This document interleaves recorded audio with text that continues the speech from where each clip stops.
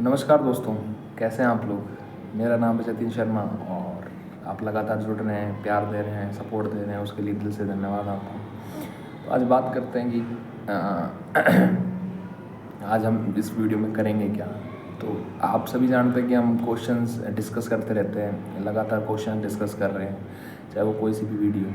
लेकिन आज हम कुछ सोशल फैक्टर्स की बात करेंगे, कुछ इंटरेस्टिंग फैक्ट्स की बात करेंगे जो कईयों के डाउट चलता रहता है कि सिलेक्शन कैसे लेना है, सिलेक्शन कैसे होते हैं, सिलेक्शन नहीं लिया तो क्या होगा, सिलेक्शन ले लिया तो क्या होगा। तो कई चीज़ होती हैं जो डाउट मन में चलते रहते हैं, क्वेश्चंस मन में चलते रहते हैं, मेरे भी चलते रहते हैं, आपके भी चलते रहते हैं। तो आज कोशिश करेंगे कि कहीं ना कहीं उन डाउट्स को क्लियर किया जाए। जो क्वेश्चंस मन में उठ रहे हैं, जो प्रश्न मन में हलचल कर रहे हैं, उनको कहीं ना कहीं समेटा जाए। तो आइए स्टार्ट करते हैं इस वीडियो को। तो अगर आपको वीडियो अच्छी लगे तो लाइक शेयर और सब्सक्राइब ज़रूर करिएगा, और नहीं भी लगे तो भी करिएगा, ठीक है। तो आइए स्टार्ट करते हैं। तो सबसे पहले बात करते हैं जो सिलेक्शन होते हैं वो कैसे होते हैं, किस प्रकार होते हैं सिलेक्शन। कुछ लोग सिलेक्शन बहुत कम टाइम में ले लेते हैं, कुछ लोग सिलेक्शन बहुत जल्दी ले लेते हैं, कुछ लोग सिलेक्शन ले ही नहीं पाते हैं।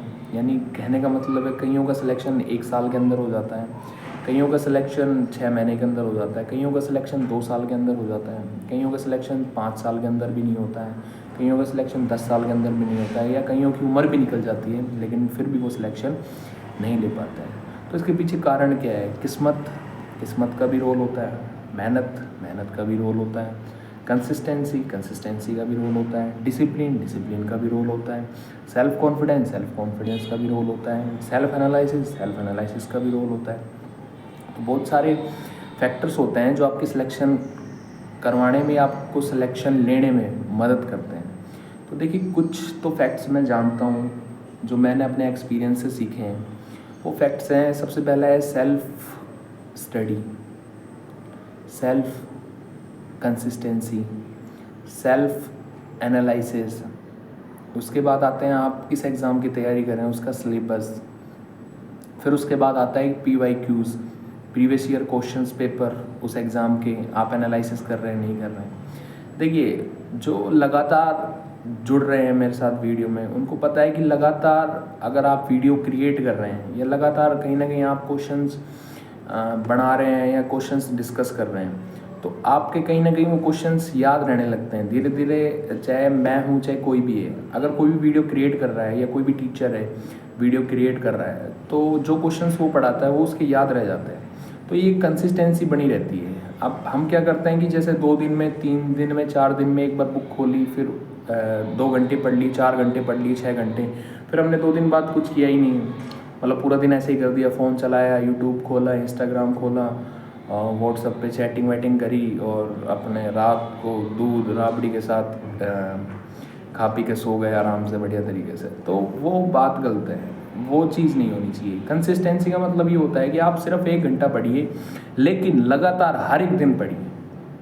कंसिस्टेंसी का मतलब ये होता है। कंसिस्टेंसी का मतलब ये नहीं कि आप लगातार नियमित रूप से 12-12, 14-14 घंटे पढ़ रहे हैं और आप पागल हो चुके हैं और आपको पता नहीं क्या हो गया है, ये हो गया है, वो हो गया है। फिर आप कुछ दिनों बाद ब्रेक ले लेते हैं कि हाँ मुझे बहुत लंबा ब्रेक चाहिए, ये वो है। तो ये सारी चीज़ें आपको कहीं ना कहीं सिलेक्शन से बहुत दूर ले जाती हैं। मेरा ऐसा मानना है कि सिलेक्शन लेने के लिए सबसे पहले कंसिस्टेंसी 1 घंटे की या फिर मैक्सिमम 2 घंटे। अगर आप मैक्सिमम 2 घंटे भी दे पा रहे हैं अपनी स्टडीज़ को रेगुलर, तो मेरा ये मानना है कि सिलेक्शन की रेस में आप बने रहते हैं और सिलेक्शन आप आसानी से ले जाते हैं या सेलेक्ट हो जाते हैं। अगला होता है PYQs, प्रीवियस ईयर क्वेश्चंस। जितना आप PYQs को एनालिसिस करेंगे, कि आप देखेंगे जितने भी क्वेश्चंस पूछे जाते हैं एग्जाम्स में, वो PYQs ही होते हैं। जो प्रीवियस ईयर क्वेश्चन होते हैं वो ही कहीं ना कहीं लगातार पूछे जाते हैं हर एक एग्ज़ाम में। एक होता है सिलेबस एनालिसिस करिए सबसे पहले कि किस एग्ज़ाम की आप तैयारी करने जा रहे हैं, उसका सिलेबस क्या है। चाहे वो मैथ है, चाहे वो रीजनिंग है, चाहे वो GK GS है, चाहे वो इंग्लिश है, चाहे वो कंप्यूटर है, कोई सा भी सब्जेक्ट है, उसका सबसे पहले आप सिलेबस देखिए। जब तक आपको सिलेबस ही पता नहीं होगा तब तक आप तैयारी कर ही नहीं पाएंगे। कैसे करेंगे तैयारी जब आपको सिलेबस नहीं पता, कंटेंट नहीं पता कि क्या आने वाला है पेपर के अंदर, क्या क्या टॉपिक्स आने वाले हैं। तो सिलेबस का पता होना बहुत ज़रूरी है। उसके बाद आता है कि सेल्फ स्टडी। अब आप जानते हैं कि आजकल मार्केट में कितने प्लेटफॉर्म आ चुके हैं, कितने कोचिंग इंस्टीट्यूट्स आ चुके हैं, ऑनलाइन भी आ चुके हैं, ऑफलाइन भी आ चुके हैं, जो अपना कोर्स भी बेचने में लगे हुए हैं और बुक्स भी बेच रहे हैं, मैगजीन बेच रहे हैं, बुक बेच रहे हैं और फर्स्ट कॉपी बना के बेच रहे हैं, सेकंड कॉपी बना के बेच रहे हैं और एक दूसरे की आलोचना कर रहे हैं कि नहीं तूने मेरी छाप दी, दूसरा कह रहा है नहीं तूने मेरी छाप दी। तो ये सारी चीज़ें चल रही हैं। तो ये पैसे कमाई का ज़रिया हो गया उनके लिए, या कह लीजिए कि बच्चों का जो जीवन है वो उनके लिए एक मजाक बन चुका है। तो मेरा ऐसा मानना है कि देखिए, कोर्स है चाहे कोई भी बुक है चाहे मैगजीन है, कोई भी चीज़ है, वो आपका सिलेक्शन नहीं करवाती जब तक आप खुद से नहीं ठान लेते कि हाँ मुझे सिलेक्शन लेना है। कोई भी दुनिया की बड़ी से बड़ी ताकत आपका सिलेक्शन नहीं करवा सकती है। सबसे पहले आपको खुद सेल्फ मोटिवेटेड होना पड़ता है उस चीज़ के लिए जिस एग्ज़ाम की आप तैयारी कर रहे हैं। दूसरी चीज़, आप बुक ले आइए, 1 बुक ले आइए, 2 बुक ले आइए, लेकिन मैं कई लोगों को देखता हूँ कि वो 10-10 बुक, 20-20, 40-40 बुक भी लेके आते हैं। हर एक सब्जेक्ट की 5-5, 6-6 बुक्स भी होती हैं उनके पास, लेकिन वो खोल के एक भी बुक को नहीं देखते हैं। तो ये सब चीज़ें आप लगातार करते रहते हैं तभी आप सिलेक्शन से बहुत दूर चले जाते हैं। ऐसा मत करिए। सबसे पहले सेल्फ मोटिवेटेड होइए उस चीज़ के लिए कि हाँ मुझे सचमुच तैयारी करनी है।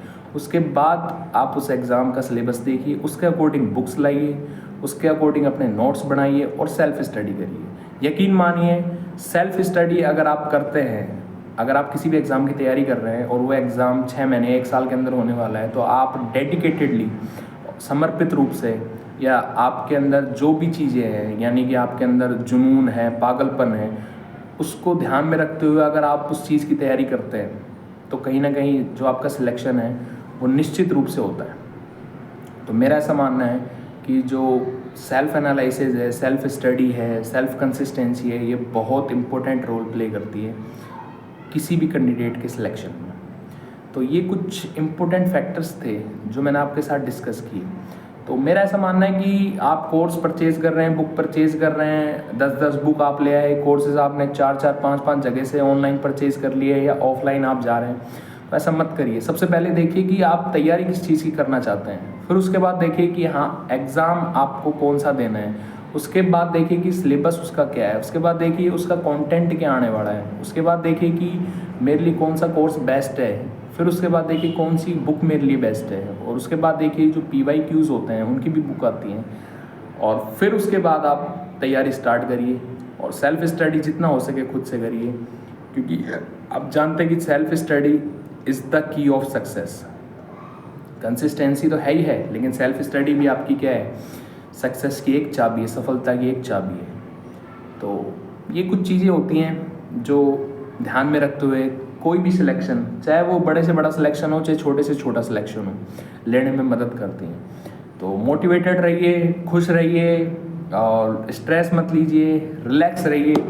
और कहने का मतलब है कि पढ़ते रहिए, नियमित रूप से पढ़िए, घंटे पढ़िए, 2 घंटे पढ़िए, एंजॉय करिए और ज़्यादा लोड मत लीजिए, प्रेशर मत लीजिए। बस मैं तुम्हें इतना ही कहना चाहूँगा कि मज़े करते करते आप पढ़िए, पढ़ाई करिए और ज़्यादा सीरियस होने की ज़रूरत नहीं है। सीरियस जैसे ही आप हो जाते हैं आपको लगने लग जाए कि आप ICU में भर्ती होने वाले हैं, या फिर आपको परमात्मा के वो बोलते हैं ना पंच तत्व में लीन होना है आपको, तो वो चीज़ मत करिए। तो मेरा आपसे यही कहना है कि सेल्फ मोटिवेटेड रहिए, सेल्फ कंसिस्टेंट रहिए और सेल्फ स्टडी करते रहिए और मोटिवेटेड रहिए। और मिलते हैं नेक्स्ट वीडियो में, तब तक के लिए थैंक यू, शुक्रिया, धन्यवाद।